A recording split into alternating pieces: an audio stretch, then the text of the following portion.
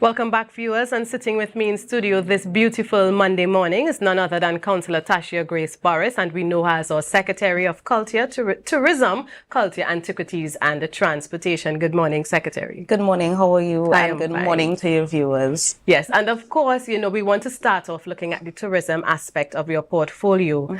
And one of the things we hear a lot from people on the street, you know, the secretary is always out of the country. She's traveling. What is that doing for us in Tobago? Right. So I want us to start off looking at one of your most recent trips. I know you were in Grenada recently. Yes. So tell us about that trip. So about 2 weeks ago, I led a delegation to the Caribbean Tourism Organization's Tourism Sustainability Conference. So this was the first time that the conference has been held since COVID. The last one was held in 2019. Right. And the idea is that the Caribbean has positioned itself as a tourism destination that focuses on sustainability. So it was held in Grenada, one of the countries that I think champions sustainability in a very real way, because they just celebrated the opening of one of the most exclusive eco-luxury sustainable tourism brands. They welcomed that to Grenada and they opened like a week before the conference. So the idea of the conference was to bring together all of the practitioners in the sector, all of the persons who have inputs, whether they be agricultural people, fisheries, ancillary service providers from across the region.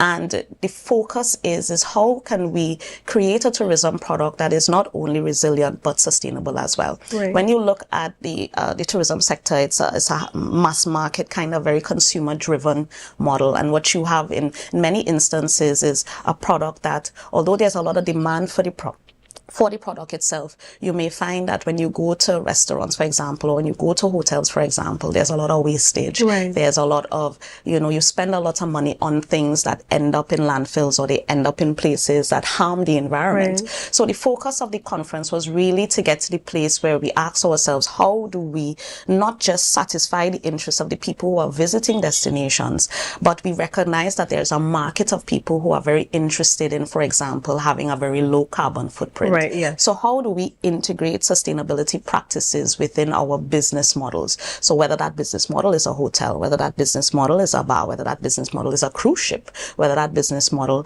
is, a restaurant or whatever, how do we make sustainability the focus? And especially since the Caribbean is a very dynamic sector and it's very volatile to any shocks that are taking place, whether those shocks are man-made or otherwise, like a pandemic or maybe a natural disaster. We really need to focus on building our sustainability, ensuring that if anything does happen, we are able to supply ourselves, because what COVID taught us was there were massive supply chain disruptions when borders were closed. So if it is we're importing things like food from other places to be able to service the tourism sector, how are we beefing up our resilience in those areas? How are we building the capacity of our suppliers to be able to supply us, so in case we cannot import stuff, that we can get it homegrown, or picking homegrown first, which is actually the best option. So and though you would have hinted on the meaning of sustainability, when you talk about tourism, kind of narrow that down for us so we understand exactly what we're speaking about. So when you look at the tourism product and what we call sustainability, it's really crafting a product, and let me just kind of segue a little bit. We like to say sustainable tourism, but what I more focus in is what we look at and call responsible tourism, because the idea of responsible tourism is we are creating an environment that is okay for our citizens who live here first before we invite people home. Yeah, and that is the responsible way of doing tourism, because you can't invite people to your house and the people in your house are uncomfortable. You can't invite people home by you to feed them and the people home by you are starving. So in a case of Tobago, it's really how do we, the tourism product can't be here and the people of Tobago here. What we do in the tourism space needs to benefit first and foremost the people that live here.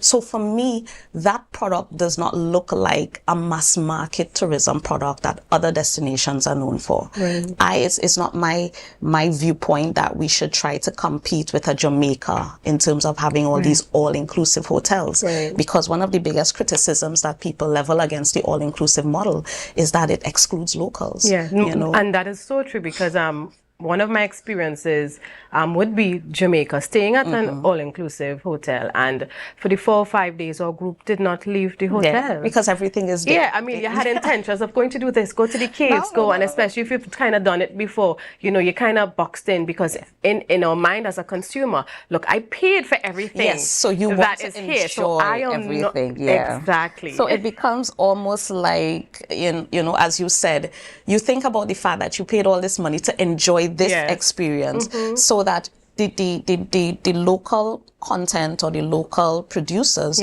don't really get a bite of that cherry. For me, Tobago is well positioned to be a champion of community-based tourism, and the type of tourism that encourages people to come and stay where the locals stay, eat where the locals eat, hang out where the locals hang out. One of the things that I feel is a huge plus for us as a destination is that the majority of our accommodations are owned by locals, so that you have this assurance as a visitor that the money that you spend is going directly into the pockets of someone who lives here, who is hiring people who live here, who is shopping at all of the supermarkets and all of the different stores that are owned by locals, and that the money circulates in the economy at a greater level versus destinations where you have a number of international brands and there's a lot of foreign exchange leakage. So that for me, I see in terms of mass market for us really being that domestic market, because by numbers, Trinidad is our largest market. 1.4 million people right next door, 20 minutes away by plane, 2.5 hours away by boat. So we know that at the end of the week, we expect this influx of persons from Trinidad who have fallen in love with Tobago, and they're always here. And we have to craft products for them, and then we have an international market that is largely seasonal in its behavior, because during winter, which is November to April, you have the influx of tourists coming in from the colder destinations, UK, Germany. And they come and they go to the local establishments, and Cllr is one of our flag bearers in terms of that community tourism model that works. So we already have examples of what works for us. And for me, sustainability is really a model that ensures that all of the benefits of the things stay with the local people where it resides. And in Tobago, we are poised to create a model that is one that works for us locals first. In terms of what we're looking at, and maybe this might be a good segue to talk about international hotel developments. We do have the public consultation coming up for the Marriott at Rocky Point, and that takes place this Thursday at Buku Integrated Complex. Buku Community Center maybe. But it takes place in Buku. So this is a project that was announced back in 2021. It's a project that this administration inherited. And, you know, we took a tour with the Chief Secretary and the area rep and a number of other officials from the Tobago House of Assembly, as well as officials from Superior Hotels, which is the developer of the project. We went to the site, we spoke to the surfers, we spoke to the environmentalists. There was some agreement on some of the things that we wanted to preserve, because there's evidence of some historical ruins there, and we wanted them to incorporate that into their plans. So now they're at the stage where they're doing their environmental impact assessment for their application for their CEC to go ahead with the project. And I will encourage everybody who is available to attend that consultation. And that's this Thursday? That is this Thursday at 5:30 p.m. Because, you know, it's important for locals to have a say. Now, these are developers, they're from Trinidad naturally.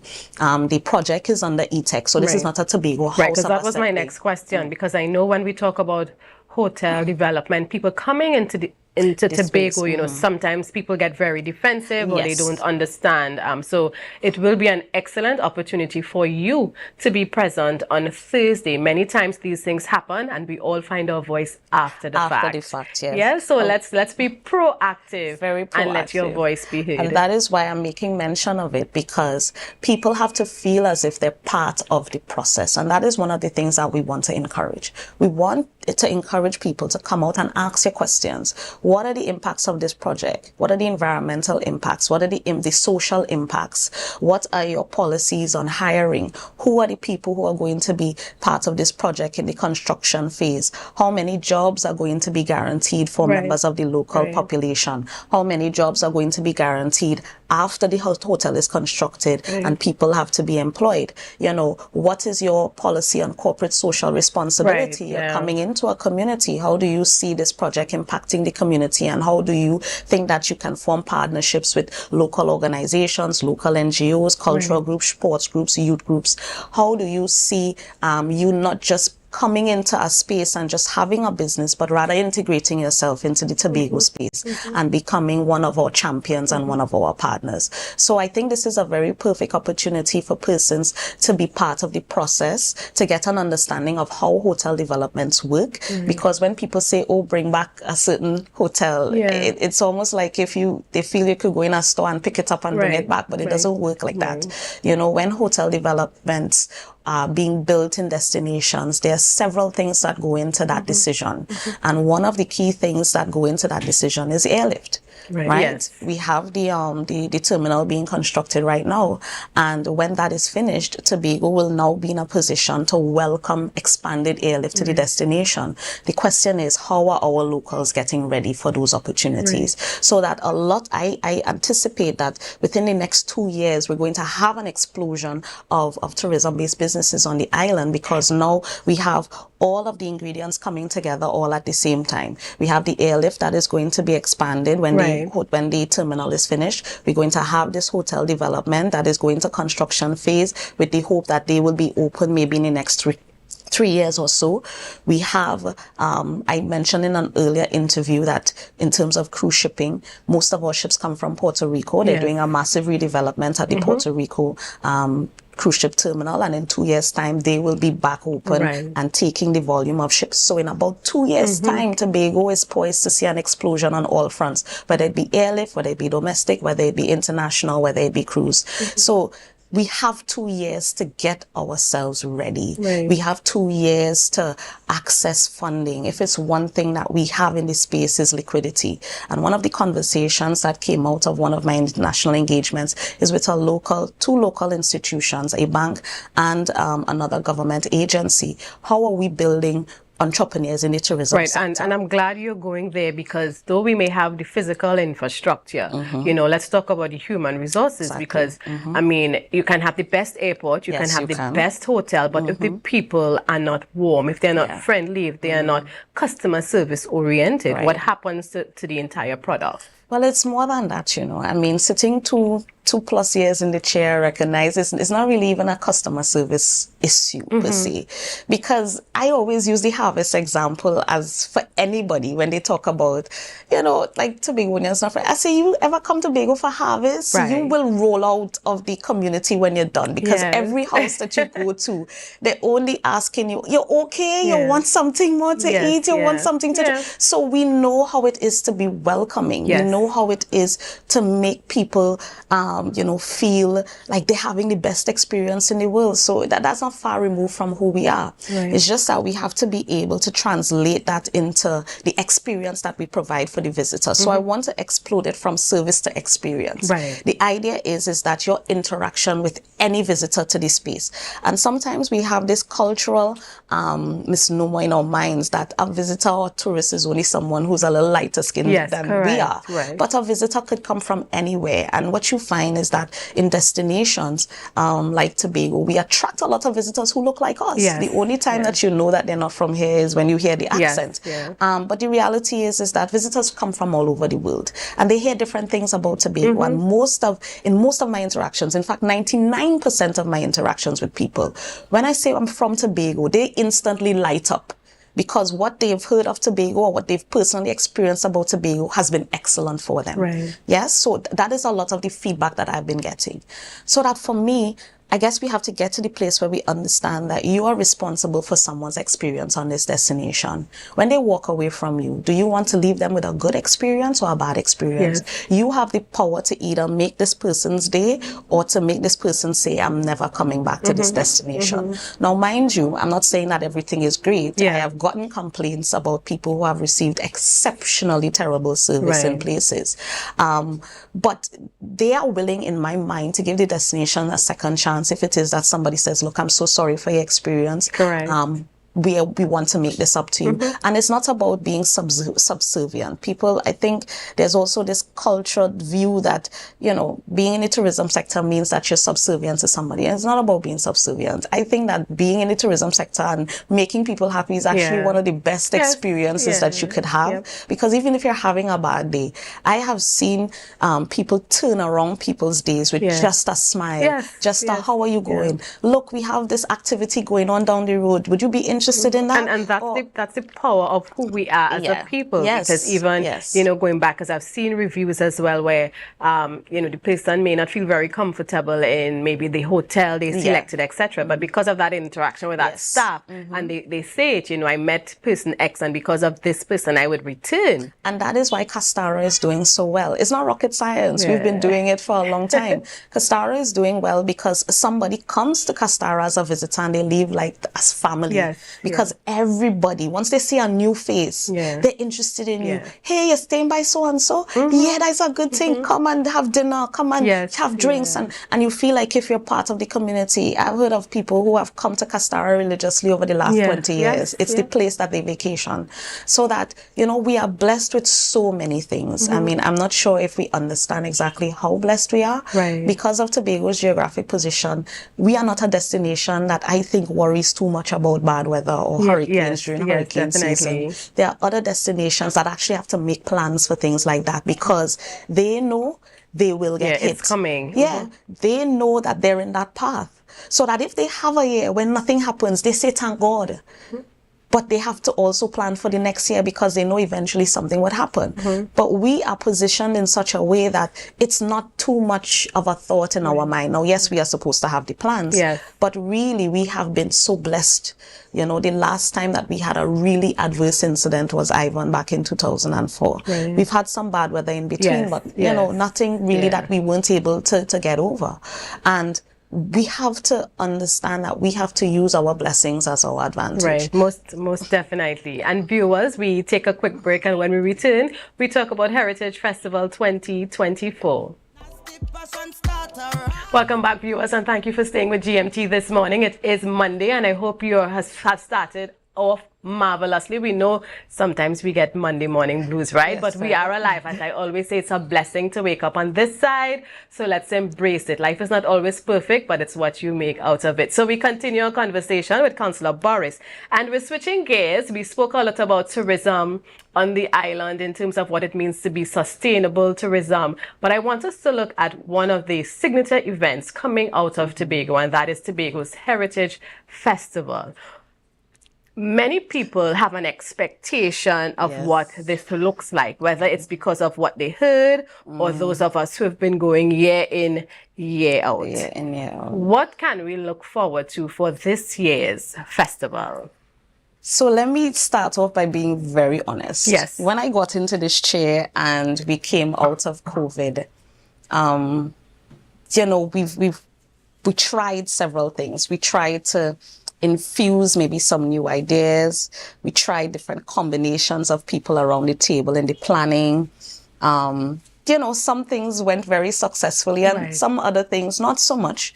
But everything I think is an opportunity for us to learn more about each other. So coming out of last year and the year before, I asked the team that is tasked with planning the festival to let us expand our horizons a little bit. Let's see how we can chart the evolution of the festival whilst remaining authentic.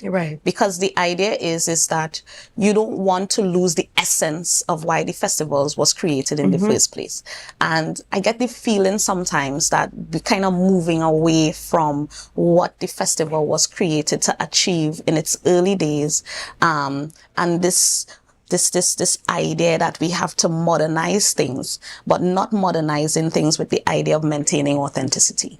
So the idea is we want to evolve, but we want to always maintain that authenticity. So I've tasked them with coming up with a month of activities, right? Because the idea is to proclaim July as Tobago Heritage Month.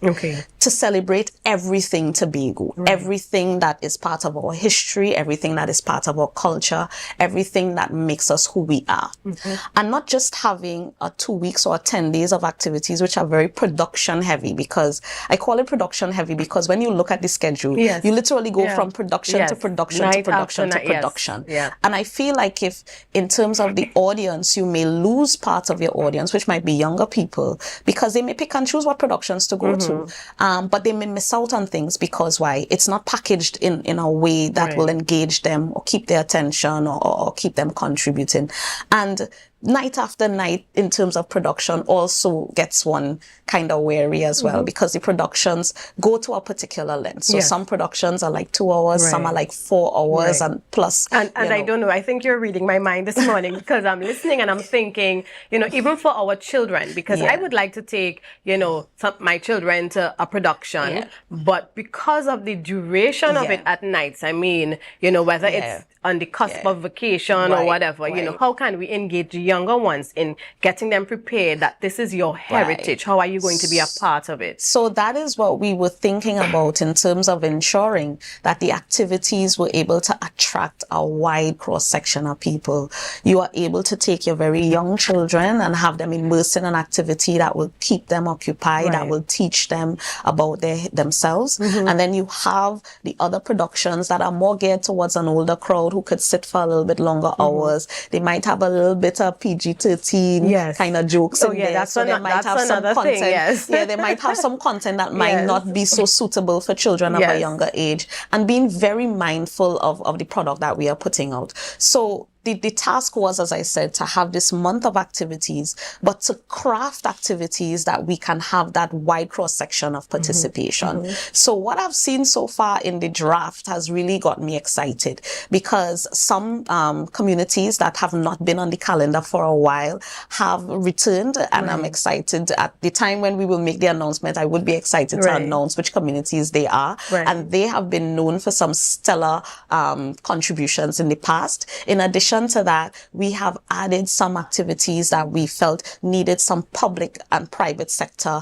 partnerships to pull off. So I insisted to them, look, this is not just about the Tobago Festivals Commission producing the Heritage Festival, but how are we incorporating our partners? How are we involving the divisions of the THA in activities? How are we including the private sector in activities? So what you have is like this robust calendar of activities that people could literally you can create your own heritage experience based on what we have. So we have exhibitions planned. We have, I think, a film festival is included in there. We have some heritage tours that would take people around the island. We have the usual suspects in terms of what people look forward to every year, the Natural Treasures Day, the Old Time Wedding, the Old Time Carnival, and we have some new additions, as I said, and we have the Heritage Symposium as well that interrogates the academic aspects of our history and our culture. So it really, to me, presents a very robust opportunity for persons to kind of deep dive into what it means for me to be a Tobagonian. It really is an opportunity for us to hold a mirror up to you and to show you who you are and rekindle those relationships and rekindle those friendships. Heritage Time is a time that a lot of persons from the diaspora also come back home, and they're a huge market for us. And we don't just want them to come back home and participate in the festival, but part of the conversations that are going to be happening when they get here is, how are you guys integrating yourselves better into what is happening on the island? We're not just talking about a heritage festival, but we feel like if our diaspora market is a market that we have not been paying a lot of attention to. We have a lot of Tobagonians outside of Tobago doing great things. And we want to be able to give them an opportunity to give back, to highlight their achievements, to celebrate them, to rekindle those family ties, because a lot of us are related on this space, and you only know when you're related when a funeral happens or a wedding happens or somebody born. And then you hear, I didn't know. Exactly. So Heritage Festival presents an opportunity for us to really build out that family tree that exists in the Tobago space. And there are other things that we would like to do coming out of the festival, which would be year-round activities, because we also do not want people to think that heritage is only a conversation that comes up in July. There are other things that we have in train. They're going to take a little bit longer to come to fruition. But one of the visions that we have is something like a permanent heritage village, so that it doesn't matter when somebody visits the island, they can go to a space where they can get all of that immersion, that live and that flavor. And yes, so that we feel that those are that's one of the competitive advantages that we have. Because when you look at when the cruise season is as well, the cruise ship season, you know, oftentimes I'm in Scarborough and you see bewilderment. Yeah. Because sometimes you see people looking for things to do. So outside of the grand welcome that some of them may experience upon immediate arrival, you know, you just see them take that walk down to Coast Guard Corner and they walk back up. And sometimes you see them standing. Sometimes I might engage one or two of them, you know, just ask if they're looking for something in particular. I might say, oh, you can go here or there. You know, how do you now ensure that something like this is really implemented and for the benefit of, as you said, the people who are going to visit this island outside of July? Because I think the heritage product is awesome to offer. You know, so how do you really get this set up and get us who live here to buy in that this is not just July? We are not just a people July to celebrate who we are, but let's expose how we live. Yeah, because I think one of our challenges is that, and it has actually been told to us, they say Tobago has the product.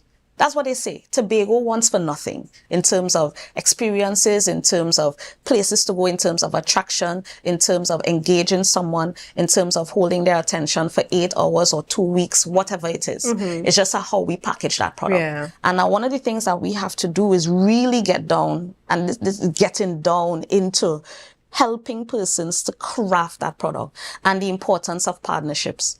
I think one of the challenges we have is that a lot of people feel that they go fast when they go alone, but you go fast when you go together. Right. So that when you have cruise ships coming, I could tell you what they look for.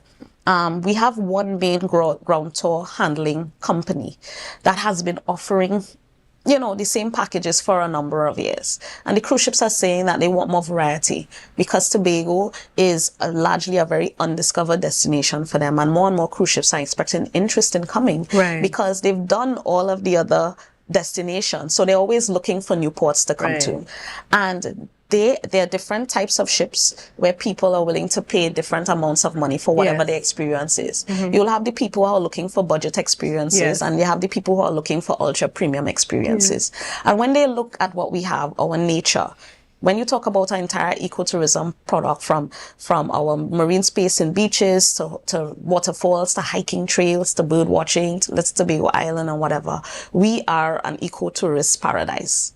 When you talk about culture, you can spend all day and not even scratch the surface of what culture looks like. If you take somebody to help bake dirt oven bread, or you get them to do an immersive experience where it's fire on top and fire below with the bake and the saltfish and the cocoa tea, where you talk about teaching them to dance the cocoa and squeeze the batimeal and these things. And as you mentioned earlier, the experience, that is what, because you get the Jamaican experience, you get the Barbados experience, and you don't get the Tobago experience, and this is what they're looking for. I think that we have this assumption that maybe tourists want to come and all they want to do is sit on the beach. If we are the 4th destination on the itinerary, or the 5th destination, they've done beaches 3 times before. So when they come to your destination, they really want to feel like if they visited the destination. And the things that we take for granted that we probably think that they are not interested in doing, they pay premium for these things. Most definitely. You know, so even that roast fish and that roast breadfruit on the beach, they will pay premium for that because why? They don't get to do it home. And they go back home. And they go back home. That's what they talk about. Well, we ate this roasted fish, and they dig this hole on the beach and put in the coals, and we roasted our fish. I was able to pick my fish out of this tank, and I get to season my fish. These are the things that people want to experience. And I'm saying we have the product already. We don't have to reinvent the wheel. It's just about how do we organize the business side of selling the product. And that there's a huge gap that we have identified. And as I said, we're working with those 2 partners. One is a financial institution and the other one is a government agency, to how we can get people into the mindset of the business of tourism. Because as I said, we have the talent, we have the product. It's just for us to now provide the training and to hone and mentor these persons who are coming into the space, whether they are doing packages for tours, whether they are offering the products just for sale for anybody who is passing, to get them to understand what is your market, how to target your market, how to set up your business model, how to set up your finances, you know, how to look at how you sell, your selling techniques, how do you brand and market yourself. These are things that are critical. So as I said, we have the product. We have the most important thing, which is the foundation. All we have to do is build the capacity. And it is my dream and my hope, and I'm running headfirst into trying to achieve that, in us getting at least 100 more tourism-based businesses started on the island by the time my stint is up, whenever that is up.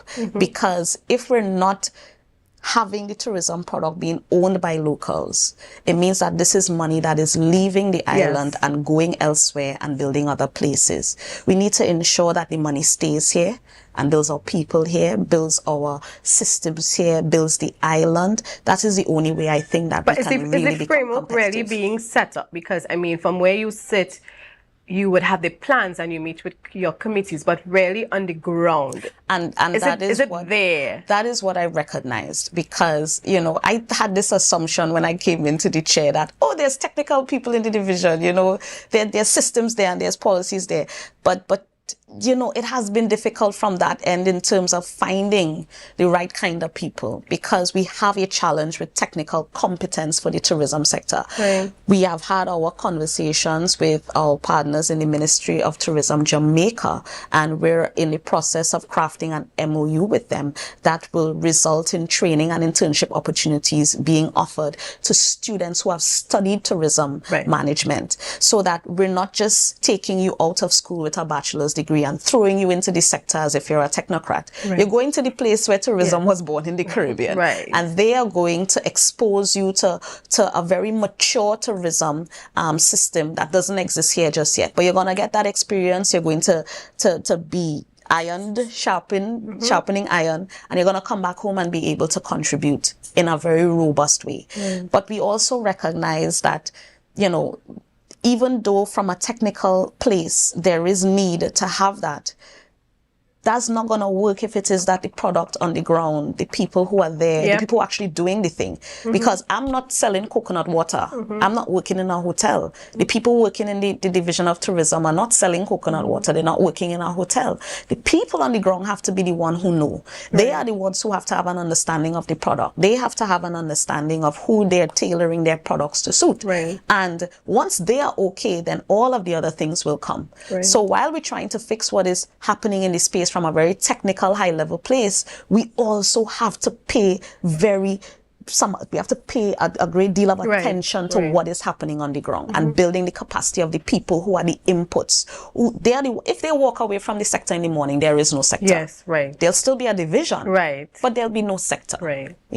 So they are our reason for being. So we have to see about them first. And that is going to be a focus over the next couple of months, really building the capacity of our locals and building the capacity of our communities to contribute to the success of this sector. And that's very important. I want to thank you for your time this morning. I always am aware of how busy everyone is, and I would only imagine the schedule that you have. So thank you so much for sitting with me and having a chat with our viewers. And just to recap, I want to remind us that Thursday, it's important for you to be a part of that process. The Secretary informed us it's going to be in Buku. And of course, if you stay tuned to the division's page, you would find out exactly where it's being held, and it's 5:30 p.m. So be a part of that. Let your voice be heard. Come with your questions. Ask them. Don't just sit and then complain at the end. Tobago belongs to us, and let us have that voice. All right. So let's remember that. So as we continue this morning, we have another guest, Mr. Ricardo Alfred, and we'll be talking about what's happening at TADCO. So stay tuned, viewers. We go for a break and we'll be right back.